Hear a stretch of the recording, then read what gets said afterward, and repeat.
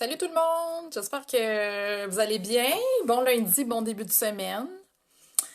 Bon retour à la routine peut-être pour les parents, en tout cas comme moi, d'enfants du primaire. Les enfants ont quitté après un mois à la maison ce matin avec un petit pincement au cœur. J'aime ça quand mes enfants sont à la maison avec moi. Euh, Fait que bref, de retour au boulot, j'ai des belles choses qui m'attendent pour le mois de janvier. Je vais vous laisser le temps de vous connecter un petit peu. Je voulais venir en fait cette semaine répondre à vos questions sur la cache. Donc, j'ai la formation Apprends à lire tes dossiers akashiques. Je redémarre un Sisterhood le 25 janvier. Puis, je voulais venir vous en parler un petit peu plus, vous expliquer un peu, d'une part, qu'est-ce que c'est la cache. Je me rends compte que c'est encore très, très méconnu comme modalité peut-être, ou comme outil, comme source d'information. C'est pas très connu. Donc, c'est important pour moi de venir vous en parler. Puis j'aime ça aussi vulgariser finalement qu'est-ce que c'est la cache. Parce que pour moi, là, c'est l'espace le plus fascinant qui existe. Donc, j'avais un appel un petit peu plus tôt avec une fille qui était intéressée par la formation. Puis elle me demandait, elle dit, bon, moi, je fais déjà de la canalisation, je fais déjà tel truc, tu sais, c'est quoi la différence? Puis pour moi, la cache est d'une richesse et d'une sagesse euh, que j'ai pas trouvée encore ailleurs, parce que finalement, la cache, c'est la sagesse la plus fondamentale de notre être, de notre âme. Et quand on va finalement accéder à ces dossiers akashiques, on entre, OK, dans l'espèce de toile absolument fabuleuse de notre âme, parce que les dossiers akashiques, qu'est-ce que c'est? Ce sont un réservoir d'informations et de sagesse sur le passé, le présent et le futur de nos âmes. Donc, si vous avez des questions en cours de route, écrivez-les-moi. Je vais essayer de répondre vraiment à toutes vos questions. Même si vous venez en replay, que vous avez une question, écrivez-la. Je vais être en live de lundi à jeudi. Je verrai s'il reste des questions vendredi, mais j'ai prévu d'être là 4 midi cette semaine pour répondre à vos questions. Donc, écrivez-moi, soit ici, soit en privé, avec vos questions que je puisse répondre, parce que comme je vous dis, je le sais que c'est encore très méconnu. Et pourtant, on arrive, je pense, à un stade ou une époque, en tout cas, là, où on a besoin, nous, les êtres humains, de développer notre propre guidance, OK? Pour moi, c'est fondamental. L'humain, le nouvel humain, l'humain de la nouvelle ère, est un humain qui doit accéder à sa propre guidance. Parce qu'il n'existe plus de vérité unique, il n'existe que nos vérités individuelles, OK? Même s'il y a une vérité universelle qui est la vérité de l'amour, de la conscience, il en demeure pas moins que nous sommes des êtres humains avec des âmes qui sont différentes, qui ont des parcours différents et nos vérités sont vraiment uniques. Et je pense que c'est important de parler beaucoup, tu sais, j'ai entendu parler de souveraineté, c'est un terme qui revient beaucoup, mais la souveraineté, c'est de reprendre le pouvoir, euh, reprendre possession aussi de sa propre guidance, de sa propre vérité, de son authenticité. Et pour moi, les dossiers akashiques sont justement une clé qui est là, un accès qui nous est donné présentement pour nous comprendre et participer, nous, de cette espèce de d'évolution-là, d'ascension, d'élévation en vibration, peu importe comment est-ce qu'on veut l'appeler. Mais la cache est, je peux vous dire que la cache est grandement ouverte, en tout cas présentement, pour nous donner, en tout cas, les clés dans ce grand mouvement-là. Aujourd'hui, je vais vous parler un petit peu qu'est-ce que c'est la cache. Demain, je vais vous parler un peu des dons et de l'intuition. Mercredi, je vais regarder mes notes, je vous parle de quoi je vais vous parler mercredi? Demain, c'est ça, je vais vous dire qui peut accéder à la cache. Mercredi, je vais vous parler du processus pour accéder à vos dossiers akashiques. Et puis, jeudi, je vais vous parler un peu de comment est-ce que ça se passe quand on est dans la cache, quel type d'informations on peut aller chercher. Puis, je vais vous donner aussi plus de détails sur la formation. Alors, qu'est-ce que c'est la cache? En fait, Akash est un mot sanskrit et Akash veut dire énergie. Akash est aussi dans la tradition, dans les enseignements, le cinquième élément. Donc, c'est vraiment l'éther. C'est ça, l'Akash. Comment il est défini finalement dans la philosophie, en tout cas orientale, c'est la dimension éthérique, la dimension énergétique. Et on dit que Akash est partout, OK? Tout existe à partir de l'Akash et tout retourne à l'Akash aussi. Donc, c'était cette espèce de toile d'énergie-là qui lie finalement toutes les choses et qui est faite de vibrations. L'Akash fonctionne aussi selon une forme d'intelligence que moi j'appelle la conscience. OK? La conscience avec un grand C, avec un C majuscule. Donc, si on adopte en tout cas cette idée-là, qu'il y a un ordre aux choses, qu'il y a une forme d'intelligence, qu'il y a des règles dans l'univers, mais c'est régi par cette forme d'intelligence-là qui, justement, s'appelle la conscience. Et cette vibration-là va toujours vouloir, finalement, nous pousser, nous, les êtres humains et les âmes, à nous élever en conscience. OK? Donc, à grandir, à évoluer spirituellement, pour retourner dans cette vibration-là d'origine qui est une vibration d'amour. Et ce qu'elle fait, cette énergie-là, Akash, comme c'est de la vibration, elle enregistre toutes les vibrations sur la planète dans l'univers. Et nous, les êtres humains, OK? Tout ce qu'on va vivre, tout ce qu'on va ressentir, nos actions, nos gestes, nos pensées, nos paroles, sont des vibrations. Et comme ce sont des vibrations, c'est enregistré dans cette toile-là qu'on appelle Akash, dans cette toile-là qu'on peut appeler aussi des fois le champ quantique. Donc, la conscience qui a une intelligence enregistre tout ce qui se passe pour garder cette sagesse-là, pour garder ce savoir-là. Pourquoi? Pour nous permettre à nous d'accéder à des informations qui sont importantes à notre évolution et à notre ascension. OK? Je ne sais pas si j'ai rendu ça assez clair. Et finalement, quand on parle de dossier akashique, donc c'est simplement un terme qu'on a utilisé pour définir qu'est-ce que c'était, mais les dossiers akashiques réfèrent à toutes les informations qui sont encodées dans la conscience et qui concernent le passé de notre âme depuis son origine, le présent, c'est-à-dire tout ce qu'on vit actuellement dans notre incarnation, OK? Ça comprend tout le karma, les liens karmiques, nos familles, nos relations, nos défis, nos grands apprentissages. Et ça concerne aussi le futur. Mais là, attention, quand on dit futur dans la cache, c'est pas de prédire l'avenir. On ne prédit jamais l'avenir parce que nous, les êtres humains, on est toujours dotés du libre arbitre. Ce que la cache nous permet de faire par rapport au futur, c'est de comparer des scénarios. OK? Donc, moi, ça peut m'arriver dans ma pratique, une personne vient me voir parce qu'elle hésite entre deux options, peut-être au niveau professionnel, au niveau des relations, etc. Ce qu'on fait dans la cache, je ne vais pas dire ce qui va se passer. Je vais dire à la personne, voici ce qui peut se passer dans tel scénario, puis voici ce qui peut se passer dans tel scénario. Mais c'est toujours à nous, les êtres humains, finalement, de décider de ce qu'on fait, finalement, dans le futur. Donc, la cache enregistre toutes ces informations-là auxquelles on peut maintenant accéder. Puis quand je dis qu'on peut maintenant y accéder, en fait, les dossiers akashiques sont connus depuis toujours. OK? Donc, toutes les traditions du monde, toutes les religions ont fait référence à ce qu'on appelle une espèce de grand livre de la vie. On en parle dans la Torah, on en parle dans la Bible, on en parle dans les Védas. Donc, on fait toujours référence à cette idée-là que finalement, tout ce qui concerne l'histoire des âmes est enregistré en quelque part. OK?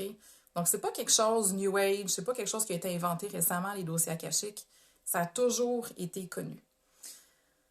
Mais on a transitionné, on a changé d'ère. À l'ère du poisson, c'était une ère de domination. Okay? Ce qu'on a vécu l'humanité a vécu dans les 2000 dernières années. Donc, c'était une époque où le savoir était caché, où le pouvoir était entre les mains de certains individus. Mais là, à mesure qu'on transitionne à l'ère du Verseau, on est en train d'ouvrir finalement tout ça. Et il n'y a plus de cachette à l'ère du Verseau. Tout le monde a accès à ces informations-là. Et c'est exactement ce que j'ai reçu finalement comme guidance. Et ça, c'est la première fois que j'ai ouvert les dossiers en 2018, je crois, si je ne me trompe pas. Le message que j'ai reçu, c'est les dossiers sont maintenant ouverts. Nous sommes prêts et nous vous attendons. Et c'est littéralement le message que j'ai canalisé quand j'ai ouvert les dossiers pour la première fois. Et ce que ça veut dire, c'est que n'importe qui en ce moment peut accéder à ses propres dossiers akashiques.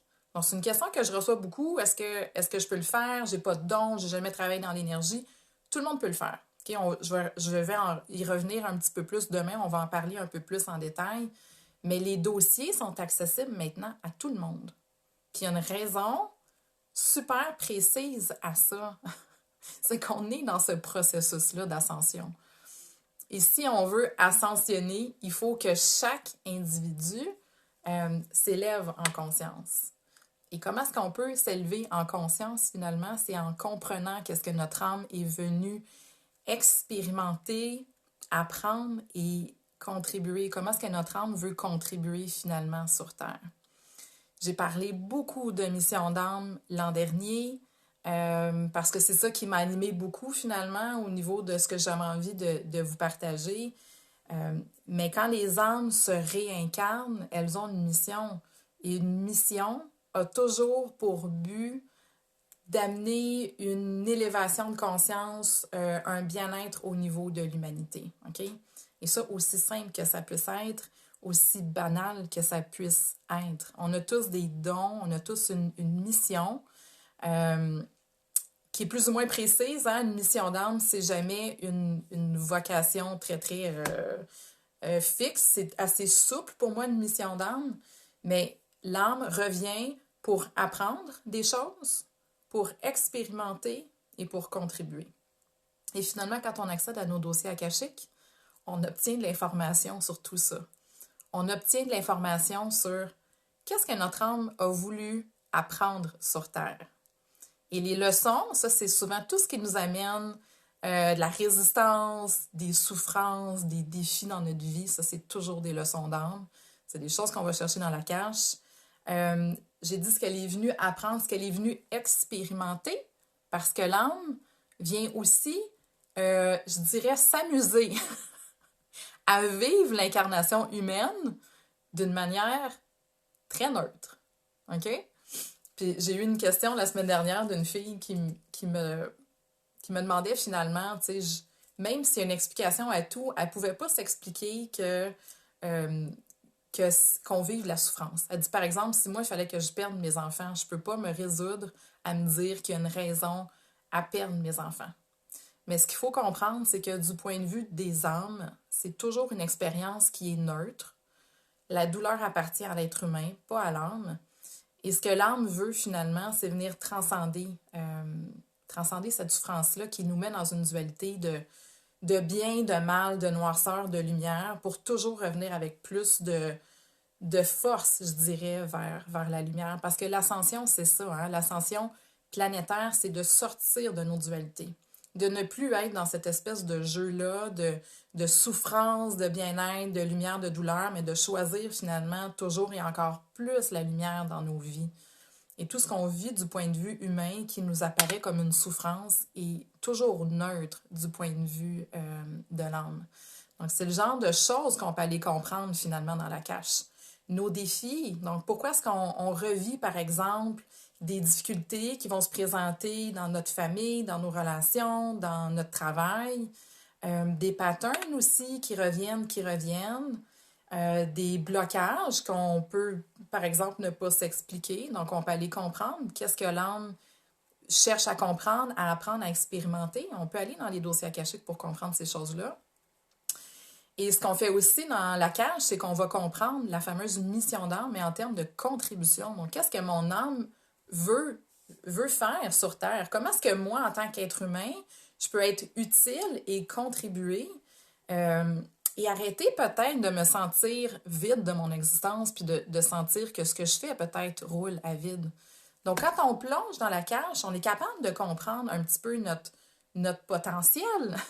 Donc, c'est pas simplement d'aller chercher au niveau des blocages dans la cache. On va regarder aussi au niveau du potentiel. Qu'est-ce que mon âme peut accomplir? C'est quoi mon plus grand potentiel, mes plus grandes capacités?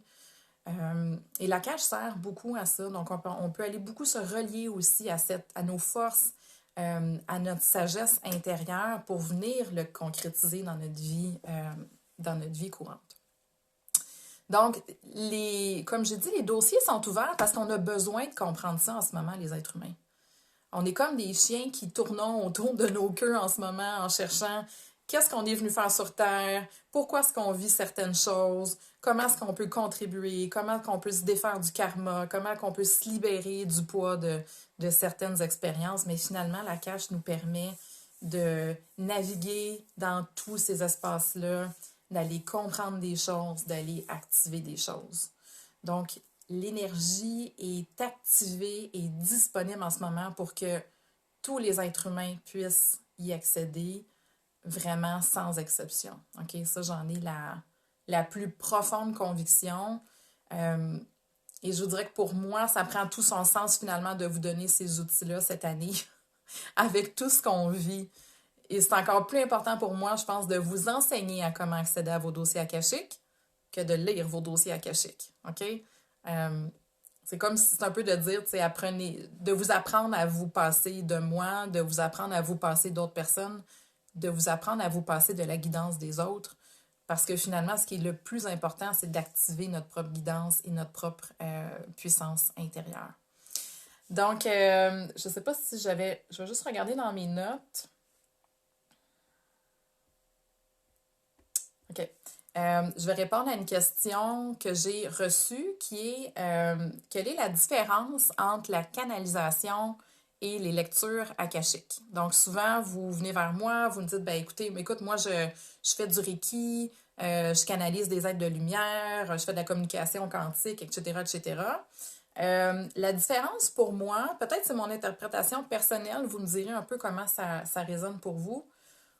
Pour moi, quand je fais de la canalisation, c'est que je suis un canal. C'est-à-dire que je vais me placer en réceptivité pour transmettre un message qui veut passer à travers moi. Donc, on peut canaliser des êtres de lumière, on peut canaliser des maîtres ascensionnés, on peut canaliser la source, la conscience. On peut canaliser beaucoup d'entités ou d'intelligence ou de formes d'énergie finalement. Donc, la canalisation, pour moi, c'est souvent de passer un message, okay? De transmettre un message qui a besoin d'être exprimé. Des fois, c'est un message qui s'adresse à soi. Mais en tout cas, dans ma pratique, une canalisation, souvent, c'est un message qui s'adresse à un plus grand nombre. Les lectures akashiques. Donc, une lecture akashique, c'est un contact avec son âme, avec la sagesse de son âme, avec la vérité de son âme. Donc, c'est différent d'une canalisation dans le sens que c'est surtout un travail d'évolution spirituelle et personnelle qu'on fait quand on va fouiller dans ces dossiers akashiques. Donc, plutôt que de simplement aller chercher un message, c'est vraiment, comme j'ai dit, un travail actif qu'on fait parce qu'on est dans une démarche de reconnexion à soi, de reconnexion à sa propre vérité, de reconnexion à son essence. Donc, au-delà, comme j'ai dit, de la transmission d'informations, la cache, c'est un outil de transformation et d'évolution personnelle. Parce que ça nous permet d'aller comprendre des choses sur soi, de mettre des choses en perspective, et ça va aussi vous permettre de comprendre des choses autour de vous. Okay? Donc, oui, ça nous apprend des choses sur notre âme, mais ça nous permet aussi de comprendre et de mettre en perspective beaucoup de choses autour de vous. Et si vous commencez à explorer la cache, je peux vous garantir que vous n'aurez plus jamais le même regard sur les gens, le même regard sur la vie, le même regard sur la société. Parce que c'est comme si on vient s'extraire un peu du point de vue où on est vraiment pris puis englobé dans tout ça, où on est baigné dans une sagesse qui est beaucoup plus grande puis qui nous amène une nouvelle perspective, une nouvelle compréhension, une compréhension qui est beaucoup plus neutre aussi, je dirais, des choses. Donc, c'est une source de sagesse, comme j'ai dit, qui est vraiment infinie. Donc, si vous êtes déjà dans un travail énergétique, c'est possible que d'aller dans les dossiers akashiques, ça vous amène justement une nouvelle perspective sur les choses, une nouvelle perspective sur vous aussi, que vous n'avez peut-être pas nécessairement exploré, parce que je le répète, mais c'est d'abord et avant tout un outil de transformation, la cache. Voilà, je pense que ça fait le tour de ce que j'avais envie de vous partager aujourd'hui. Demain, je reviens en vous parlant de comment est-ce qu'on peut, ouais, qui peut accéder, en fait, qui peut accéder et comment est-ce qu'on peut accéder à la cache. Je vais en parler un petit peu plus en détail demain. Si vous avez d'autres questions d'ici là, revenez-moi, envoyez-moi tout ça, puis ça va me faire super plaisir de répondre à vos questions. Donc, la formation est déjà accessible en ligne en formule solo, donc une formule que vous pouvez suivre à votre propre rythme. Mais le Sisterhood démarre le 25 janvier, donc il y a 20 places de disponibles, la moitié des places sont déjà réservées. Si ça vous parle, vous n'êtes pas certaine, vous avez des questions, écrivez-moi pour qu'on puisse peut-être planifier un appel sans parler. Donc, je vais être en mesure de préciser peut-être un petit peu avec vous au niveau de vos questions, de voir si c'est ce qui vous convient, si vous êtes prête ou non. Donc, voilà. Si vous avez des questions, encore une fois, comme j'ai dit, écrivez-moi. J'espère que vous vous portez bien, puis on se revoit demain.